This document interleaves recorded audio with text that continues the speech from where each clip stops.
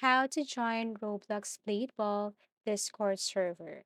So first, you just have to open your Discord, and here what you want to do is just simply click this plus icon. It says add a server. Tap this one. And then here we have create a server. We have options here, but you just have to look for join a server. Tap this. And then what you want to do here is to simply copy this one. So we have here HTTPS Discord.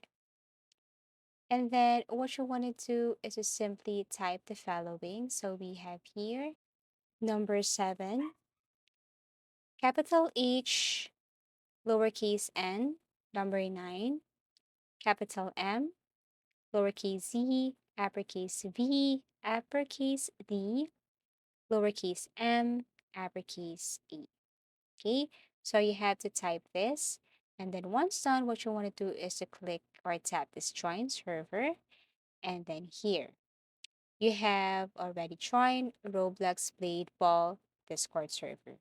So all you have to do is simply explore, and if you tap codes here, then you can see tons of codes and other features here. So that's it. That's how easy it is to join Roblox Blade Ball Discord server. Thank you for watching and see you again in our next tutorials.